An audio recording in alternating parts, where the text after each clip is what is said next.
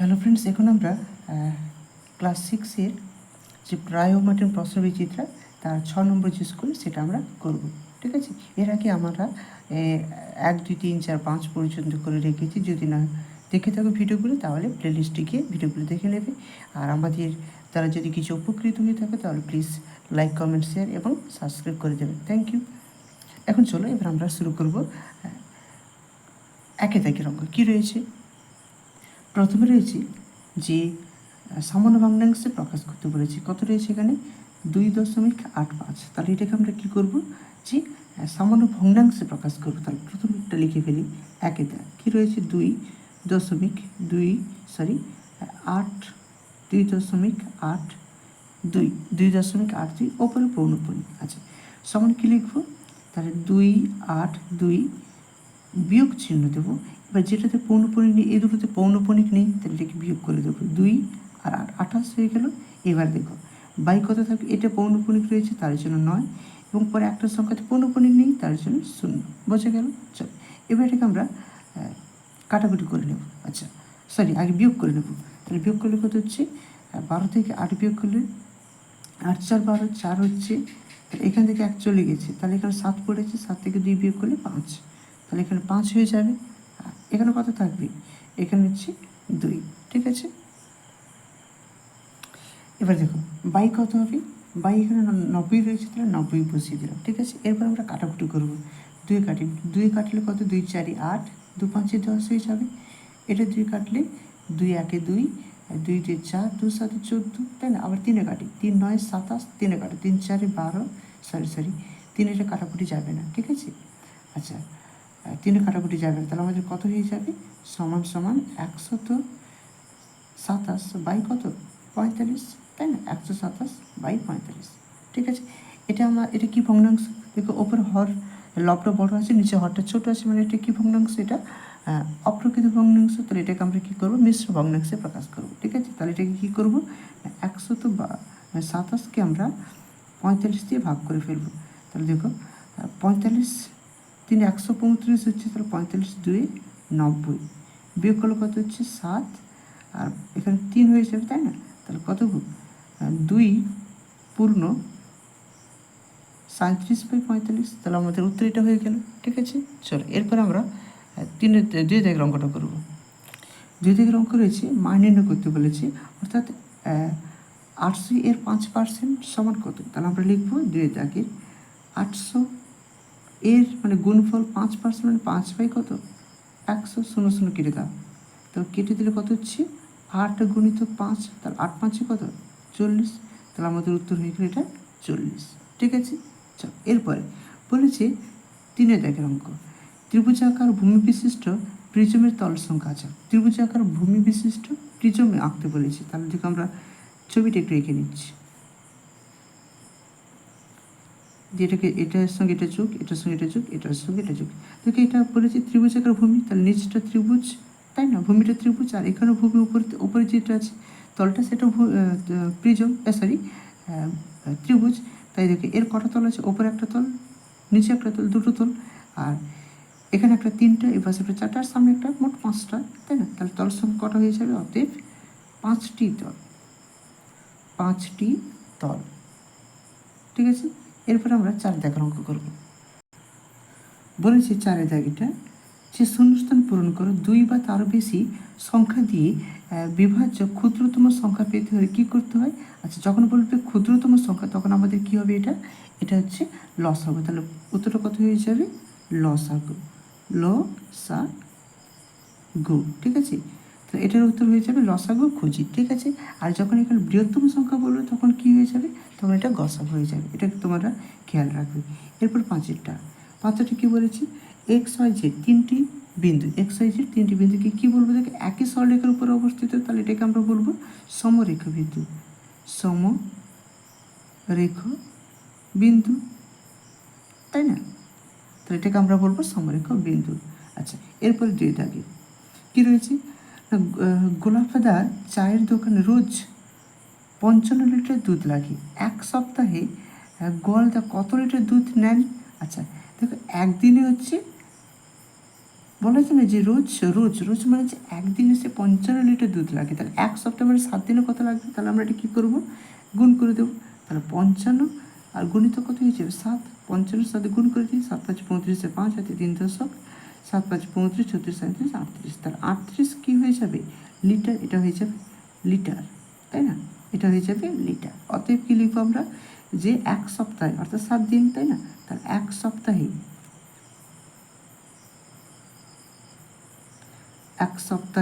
গোপালদার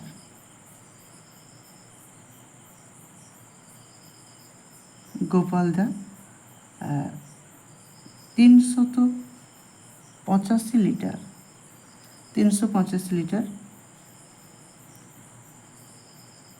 দুধ নেন।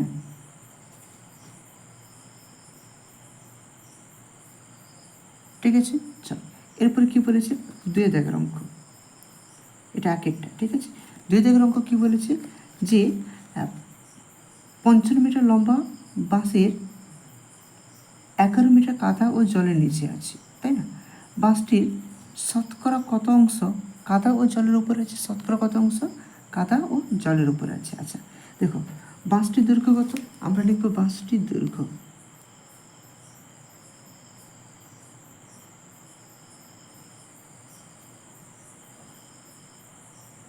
বাঁশটির দৈর্ঘ্য হচ্ছে 55 মিটার, তাই না? আচ্ছা, কত মিটার কাদা ও জলের নিচে আছে? কাদা ও জলের নিচে আছে, কাদা ও জলের নিচে আছে সমান সমান 11 মিটার। তাহলে 11 মিটার, তাই না? এবার বলো কাদা ও জলের উপর জলের উপর কত অংশ আছে, কত মিটার আছে? অতএব কাদা ও জলের উপরে আছে, জলের ওপরে আছে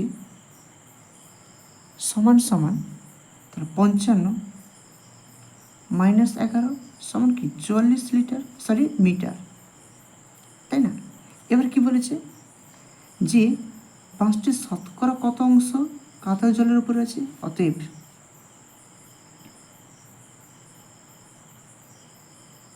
বাঁশটির শতকরা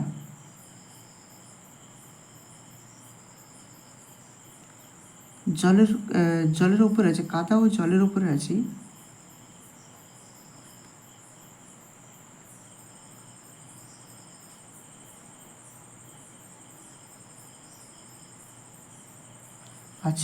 সমান। দেখো আমরা লিখব প্রথমে, দেখো জলের উপরে কত আছে? 44, বাঁশটির দৈর্ঘ্য কত? 55, তাহলে লিখবো 44/55 গুণিত কত? 100। শতকরা বের করতে গেলে 100 দিয়ে গুণ করতে হয়। কাটাকুটি করি, 11 4 44, 11 5 55, 5 2 10 0, তাহলে কত হয়ে গেল? 4 গুণিতক 20, তাহলে 20 4 কত হচ্ছে? 80, এত মিটার, এত পার্সেন্ট, তাই না? তাহলে বাঁশটির শতকরা কাদা ও জলের উপরে কত পার্সেন্ট আছে? 80% আছে। ঠিক আছে, এরপর আমরা 3 দাগের অঙ্কটা করব। বলেছে দুটি সংখ্যা লসাগু এত এবং গসাগু এটা দেওয়া রয়েছে। একটি সংখ্যা তাহলে অপর সংখ্যাটি কত? তাহলে আমরা কি লিখবো? তিরেরটা। দুটি সংখ্যার লসাগু, দুটি সংখ্যার লসাগু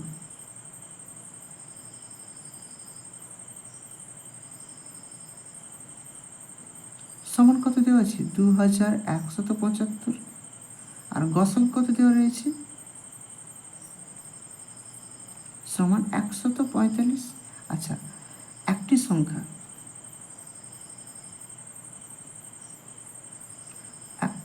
সমান 725। তাহলে অপর সংখ্যা বের করতে বলেছে, তাহলে লিখব অতএব অপর সংখ্যাটি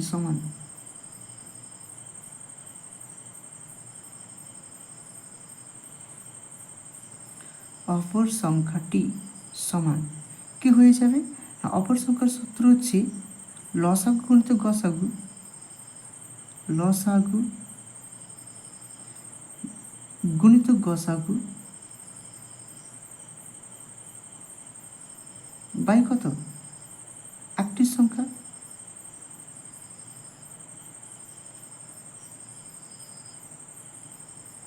তাই না, সমান। দেখো লসাগু কত রয়েছে, লসাগু হচ্ছে 2 1 আচ্ছা 2175, গসাগু কত রয়েছে 145। আচ্ছা একটির সংখ্যা কত দেওয়া রয়েছে 725, তাহলে 5-এ কাটা হবে। দেখো 5-এ কাটলে 5 2 10, 5 9 45, 5-এ কাটি, 5 1 5 6 7 25, 5 4 20, 5 5 25, তাই না। এবার দেখো এটাকে আমরা 5-এ কাটতে পারি, 5 4 20, 5 3 15, 16 17, 5 5 25।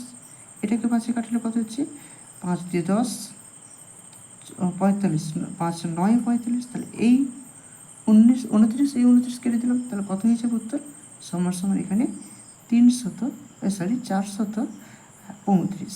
তাহলে উত্তর কত হলো 435, ঠিক আছে। চলো এরপরে আমরা 4 দাগের অঙ্কটা করব।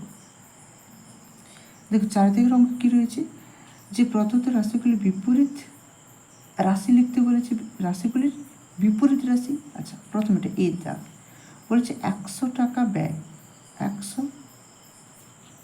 টাকা ব্যয়,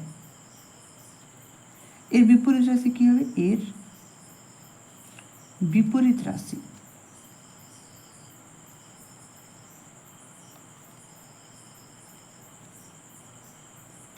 এর বিপরীত রাশি হয়ে যাবে এর ঠিক উল্টোটা, তাহলে 10 টাকা ব্যয় ছিল, এটা হয়ে যাবে আয়। কথাটা বোঝা গেল।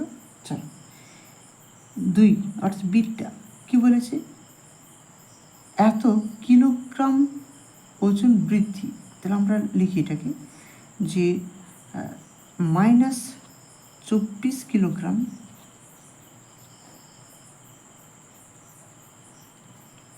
ওজন বৃদ্ধি, ওজন বৃদ্ধি সমান নয়, এর বিপরীত রাশি সমান, এর বিপরীত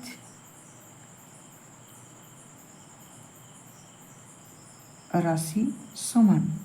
দেখো -24 কেজি ওজন বৃদ্ধি বলা আছে, তাহলে এটা হয়ে যাবে হ্রাস, কেজি ওজন হ্রাস, ওজন হ্রাস, ঠিক আছে। চল এরপর আমরা মানের ঊর্ধ্বক্রমে সাজাবো, ঠিক আছে। দেখো বলেছে প্রথমে 5-এরটা 0.3 উপরে পৌনঃপুনিক রয়েছে, তাহলে এটাকে আমরা কী লিখবো, সমান 3/9, তাই না। আচ্ছা এরপরটা দেখো, আচ্ছা এটাকে কাটাকুটি করে নিই, 3 1 3, 3 3 9, তাহলে কত হয়ে যাবে 1/3, তাই না। এরপর রয়েছে 0.16 উপর পৌনঃপুনিক, তাহলে এটাকে লিখবো আমরা 16 বাই পৌনঃপুনিকের জন্য 9, একটা সংখ্যা রয়েছে মানে একটা 0। আচ্ছা এখানে বিয়োগ করতে হবে, কী বিয়োগ করতে হবে, যেটা পৌনঃপুনিক নেই, 1-এর পৌনঃপুনিক নেই, তাহলে এখানে একটাকে আমরা বিয়োগ করে দেবো, ঠিক আছে। সমান কত হচ্ছে দেখো 15/90। আচ্ছা দেখো 15 6 90 হয়, তাই না, তাহলে 15 1 15, 15 6 90, তাহলে আমরা উত্তর কত পেলাম 1/6, তাই না। আচ্ছা আর একটা রয়েছে 0.1, এর উপরে কী হচ্ছে পৌনঃপুনিক, তাহলে এটাকে আমরা লিখতে পারি 1/9, তাই না। কথা বোঝা গেল।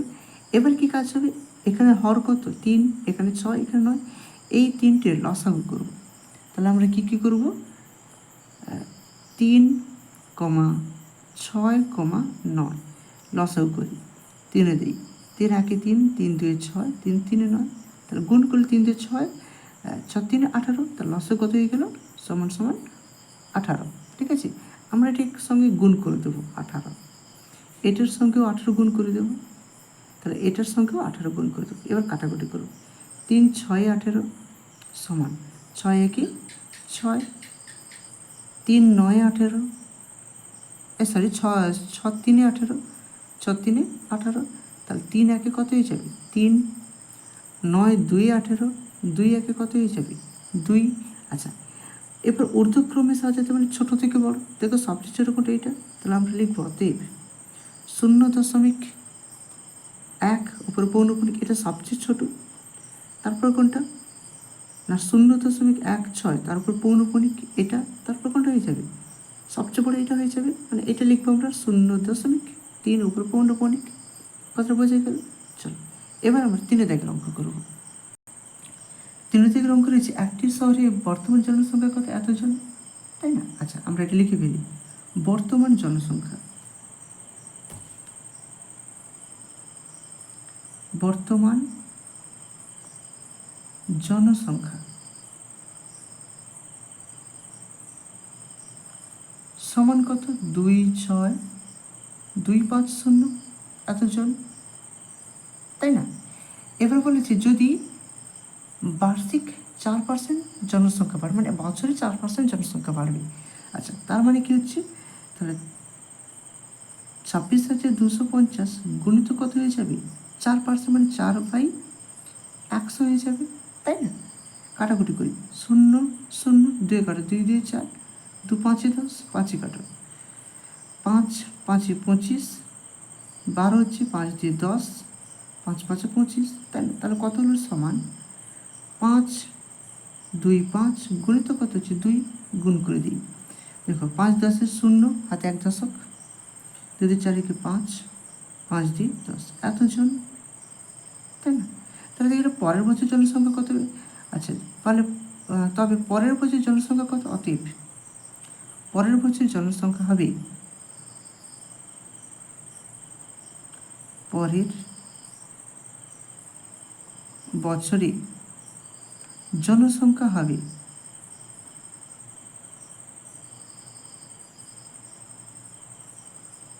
সমান কত হয়ে যাবে, তাহলে আগের জনসংখ্যা এত ছিল, তার সঙ্গে এটা যোগ হয়ে যাবে, তাই না? তাহলে আমরা কি লিখব যে 26,250 যুক্ত হয়ে যাবে 1050, যোগ করে দাও, তাহলে 26250 হয়ে যাবে 1050, 0 5 5 10 0, হাতে 1 দশক, 2 1 3 7 2, 2 7 3 0 0 এতজন, তাই না? বোঝা গেল অঙ্কটা? এটা খুব ভালো অঙ্ক। আচ্ছা আমাদের একটু ওই 2 দাগে যে 1 দাগের অঙ্কটা ছিল, এখানে কিলোমিটারে উত্তরটা চাইছে, তাই না? তাহলে আমাদের উত্তরটা কিসে বেরিয়েছে, দেখো আমাদের উত্তরটা বেরিয়েছে লিটারে। উত্তরটা দেখো লিটারে বেরিয়েছে, এত লিটার, তাই না?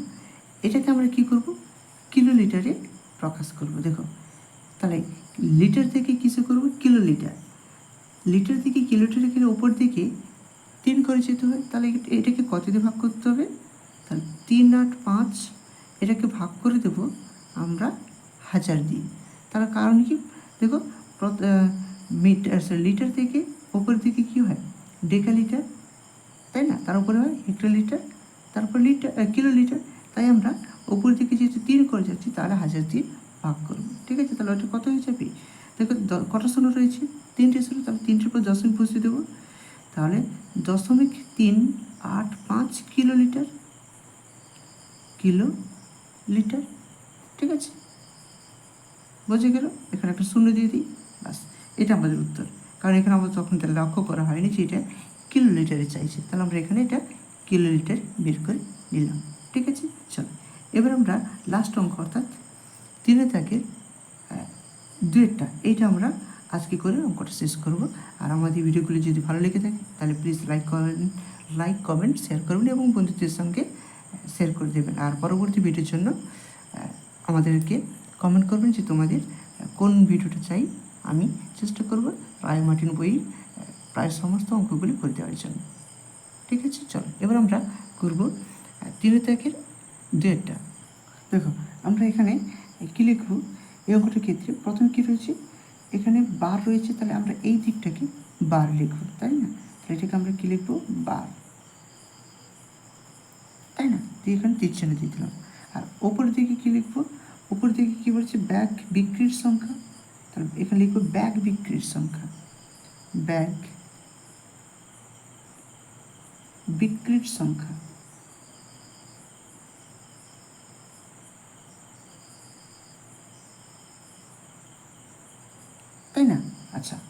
এবার দেখো প্রথম কি বলেছে, আচ্ছা তার আগে আমরা এখানে দেখো 40, 30, 35, 25 এইভাবে রয়েছে, তাই না? তাহলে আমরা এটাকে লিখবো 5, এখানে লিখবো 10, 15, 20, 25, 30, 35, 40, 45, তাই না? আর উপরে লিখে দেবো একেবারে 50, তাই না? এবার দেখো প্রথম কী বার বলেছে সোমবার, তাহলে আমরা এখানে কী লিখবো সোমবার, সোমবার, ঠিক আছে? আচ্ছা তোমরা এগুলো সবাই পেন্সিলে করবে, ঠিক আছে? আমি পেনে করে দিচ্ছি। দেখো সোমবার কত দূর পর্যন্ত বলেছে, 40 পর্যন্ত, সোমবার 40, তাহলে এখান পর্যন্ত আমরা একটা স্তম্ভচিত্র আঁকবো। তাহলে কীরকম আঁকবো, দেখো এইভাবে,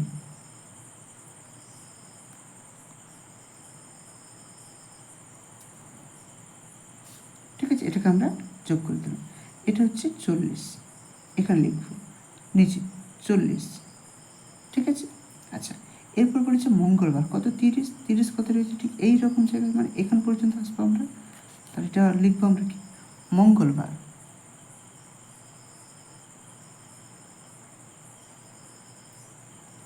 মঙ্গলবার।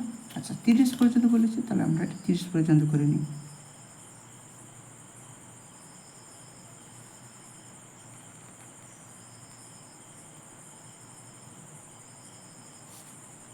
তাহলে এখানে পর্যন্ত আমরা 30 পর্যন্ত করে নিলাম, ঠিক আছে? এখানে নিচে লিখে দিচ্ছি 30। আচ্ছা এবার বলেছে বুধবার, বুধবার কত বলেছে 35, তাহলে 35 কোথায়, এইখানে হবে, তাই না?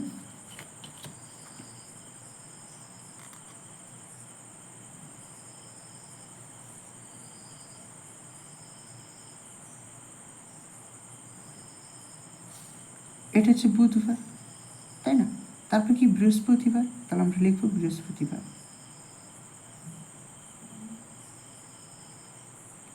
এটা 25 পর্যন্ত, 25 মানে ঠিক এইরকম জায়গাতে হবে,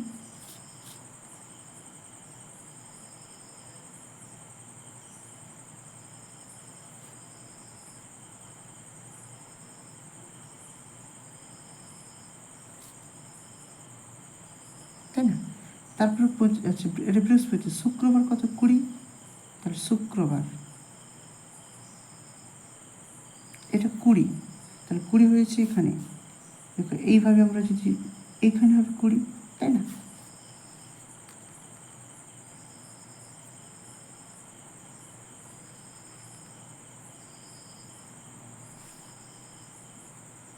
তাহলে শুক্রবার, আর কি রয়েছে লাস্টের শনিবার, তাই না? এটা 30 পর্যন্ত, দেখো 30 কোথায় হবে, এটা 35, মানে ঠিক এইরকম জায়গাতে আসবে,